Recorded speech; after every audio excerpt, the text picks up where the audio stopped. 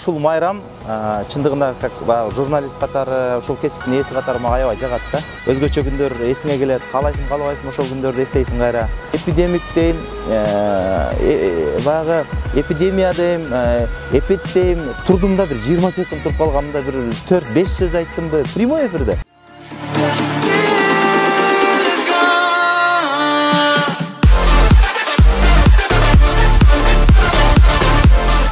Ала Тоо маалымат программасында мен чыкканда көбүнчө кийинки мезгилде баягындай болуп калбадыбы, жана 2 адамдан чыгарыпчы, немен бир кыз, бир бала кылып. Анан мен баягы Гүлжан Кулманбетова эжебиз менен көп чыгып калдык. Гүлжан эже менен чыкканда ал Гүлжан эже баягы эфирде бардыгыбыз эле жана стройно болуп эле түп-түз болуп монтип эле отуруп калабыз. Бирок эфирден сырткары учурларда ар кимибиздин өзүбүзгө жараштык кыялдарыбыз бар, өзгөчө жактарыбыз бар. Мисалы Гүлжан эже эфирден сырткары убакыттарда көп күлдүрчү да. Анан ошондой учурларда бир жолу анан түз эфирде чыгып атабыз, бир мезгилде эле анан жанагы ортодо сюжет болуп атканда эле анан Гүлжан эже айтып калды да, мындай бирөө сүйлөп атып эле, космос айланай, мынау көзү эмне дейт, көзүн бирдемке деп эле айтып койду бирөөнүн көзүн. Анан ал кызык жери, ал киши бирдемкени айтып коюп эле өзү унчукпай отура берет да, монтип элечи.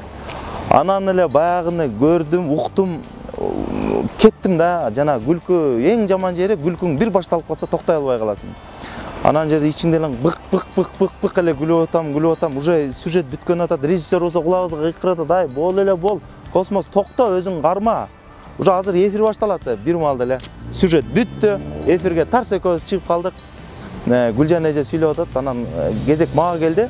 Оозум атсам эле каткырганып турам да, оозум эле атсам кыйкырып, ушундай оозум эле жаап турам, же сүйлөй албайм, же кыла албайм. Анан акырынан кийин Гүлжан эжени акырын карадым, десем анан бир мезгилде Гүлжан эже неме түшүндү окшойт. Анан мени сүйлөтпөй эле анан кийин андан кийин алып кетти. Бул эң жаман жери, сен эми адамсың да, сен деле кээде бир жанагы терминге тилиң келбей калган учурлар жаман да. Мисалы мен бир жолу эфирден сүйлөп атам, прямой эфир дагы деле.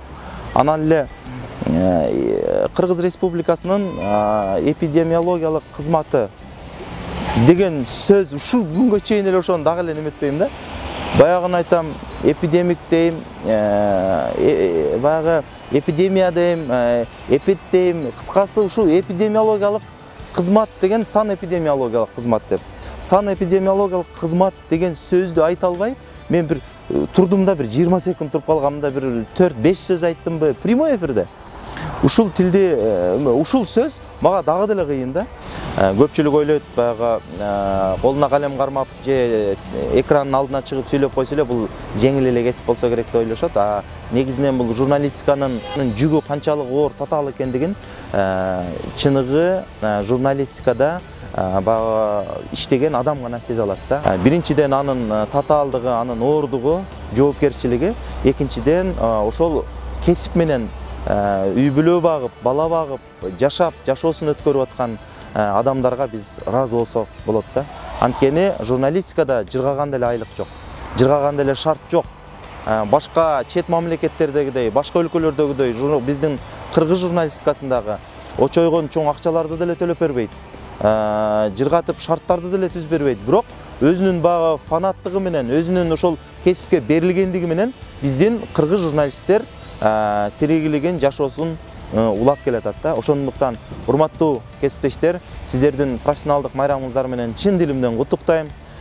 Жалпы жеке өзүмдүн атыман жана жалпы Альянс саясий партиясынын атынан татаал, жооптуу кесибиңиздердин түйшүгү, анын акыбети сиздердин ар бириңиздердин жашооңуздарга жакшылык алып келсин жана ар бириңиздерге ийгилик, жакшы жашоо тартууласын. Бюллетенде Альянс партиясы номер 3 тизмеде Космосбек Чыдынов номер 35.